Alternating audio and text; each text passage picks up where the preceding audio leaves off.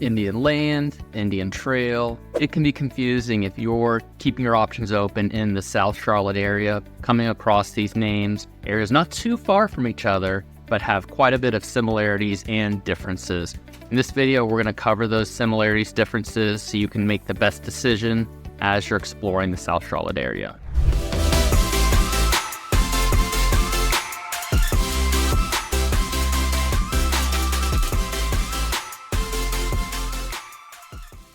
Right off the bat, you're going to notice two big differences between Indian Land and Indian Trail is they're in different states. Although they're both absolutely suburbs of the greater Charlotte area, Indian Trail is located in Union County, North Carolina, with all the things Union County will talk about has to offer. The Indian Land community is actually located in Lancaster, South Carolina, both within commuting distance to Uptown, but they have their differences, obviously, when it comes to what state they're in and all of the different taxes and benefits, trade-offs they have. But the first thing we'll notice location-wise, they're both in very different areas and different states. Quick intermission, if this is your first time to our channel or you've been visiting it and you want to continue getting updates, make sure you like and subscribe. Hit the little bell icon so you'll be the first to know as we release new videos all the time.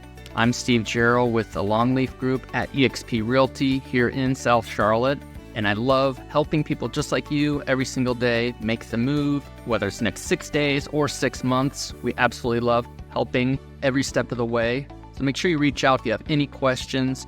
I'd love to help. With all that said, let's jump back in and continue learning. So as far as location for Indian Land, you're due south of the Ballantyne, North Carolina area that you take Highway 521 or Charlotte Highway. That's a direct shot into North Carolina. And it's by 15-20 minutes to get to Ballantyne, an overall distance of about 45 minutes. Really depends on traffic to get from Indian Land, South Carolina to Uptown. So it's certainly commutable, a little bit farther difference than some may prefer. But when you're looking at Indian Trail, North Carolina, which is in Union County, you're about 30 minutes to Uptown. You're right at the intersection of 74 as well as 485, so you have the ability to get all around the greater Charlotte area. As I mentioned, they're both in two different counties. As we'll talk about next, the benefits and trade-offs of the locations, not just the states, but also the counties that they're in, give them some benefits and trade-offs. So living in both Indian Land and Indian Trail come with the benefit of taxes being cheaper than if you were in Mecklenburg County or that Charlotte area that Mecklenburg County, Charlotte's a part of. So you've got the South Carolina lower taxes, Union County lower taxes. Comparing the two, you're definitely going to get a lower property tax in the Indian Land or South Carolina area versus being in Indian Trail, but overall, they're both, especially coming from out of state, if you're coming from the Northeast or out West, taxes are definitely cheaper in these areas. But comparing the two, you're definitely going to get on a $300,000 house, for example, you're probably going to pay about $1,800 in taxes in South Carolina versus $2,200 in the Union County area. Those are just examples to give you an idea of the difference of the amount of taxes you'd pay one versus the other. Both Indian Land and Indian Trail have higher rated schools, but as far as comparing to the general North Carolina area, I should say Charlotte area, for Indian Land, South Carolina, you have Indian Land High School, and middle school, and elementary school, that if you're looking at greatschools.org, ratings are going to be anywhere in the 7 to 8 out of 10. And very similar to Indian Trail, Indian Trail's larger, so you have multiple schools that can be zoned for, but if you're looking at some of the schools there, they're also going to be in that 7 to 8 range, but definitely the ratings there can fluctuate because there are multiple schools, whether it's Sun Valley. Schools are important. Union County North Carolina is generally known for having highly rated schools. Indian Land also has newer schools in those areas. Problem that we see with both of these school districts is the growth of the areas and the growth in the population, which also adds to overcrowding of schools, and you're definitely going to see something needing to be done with additional schools having to come in these areas because they are growing so fast. So overcrowding, the population of growth, definitely something both of these very similar are experiencing right now. The growing pains of where they're located, the popularity, and then the schools is definitely something that we're all keeping an eye on as well.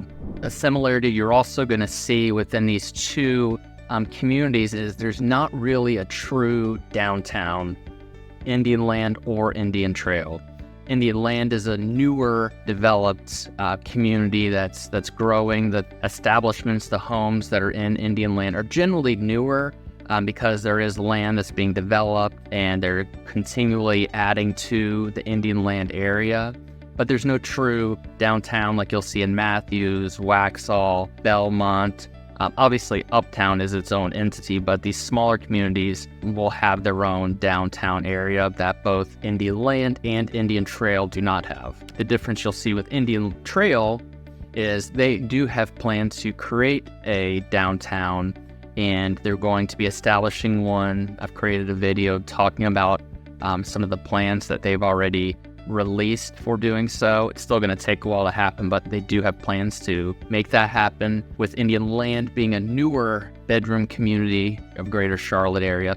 Indian Trail's been around for a while, so you have some new construction going on absolutely in Indian Trail, but there's also homes that have been there for a long time, whether they're built in the 60s, 70s, 80s onward. It is an older community in that sense as opposed to Indian Land, but both of them continue to update, upgrade, add new restaurants and try to add amenities there. With Indian Land, South Carolina, they have the Redstone, which has a variety of shopping options, eating options.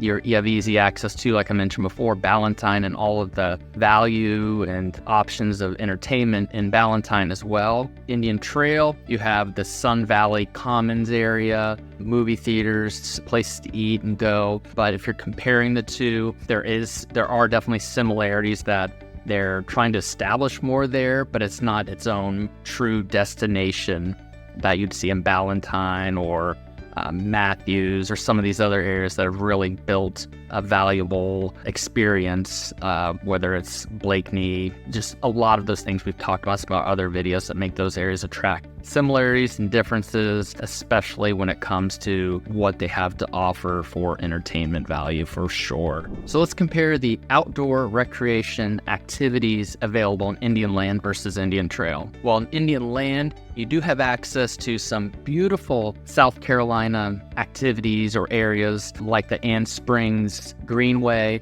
in Fort Mill. So not far at all to get over there, probably 20 minutes to get to this outdoor experience, whether it's walking trails, parks. You also have the Walnut Creek Park that's minutes from the Indian Land area, but you're definitely gonna have more options as you get into Indian Trail, North Carolina, with parks, greenways that whether it's in Union County, Mecklenburg County, more resources going into these parks across, not just in Indian Trail, but whether it's Matthews, whether it's Waxhaw, all these that are really within that Union County southeast corridor that are some beautiful parks for the kids, walking trails. So Indian Trail will get the nod for those outdoor activities. But the reality is these two areas are not super far from each other. You can get from Indian Land to Indian Trail in 35 minutes or so. A lot of those areas can even be shared between the two that are very much within driving distance.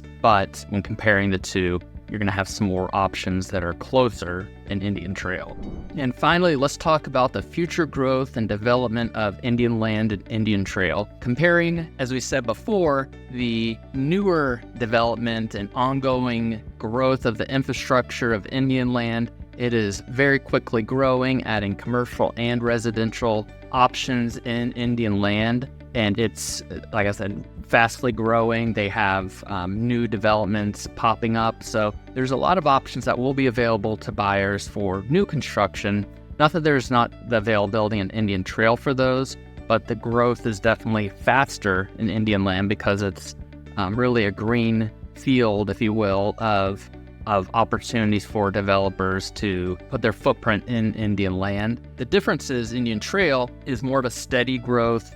As I mentioned, it's been around for a while, way more established. So the infrastructure's there for Indian Trail to add on these developments, and they're more conservative, I would say, in Union County for the growth and development. The infrastructure, whether it's the roads, the utilities, are all really there, but they are very much growth oriented as well. But Indian land area is just very focused on the growth and taking advantage of the open development available in Indian land. Thank you so much for checking out our video on the differences and similarities in Indian land, South Carolina, and Indian Trail, North Carolina. We hope it was valuable. If you have any questions, you want to learn more, make sure you reach out. All of our information is below. I'm Steve Gerald with the Longleaf Group, and until next time, we will see you then.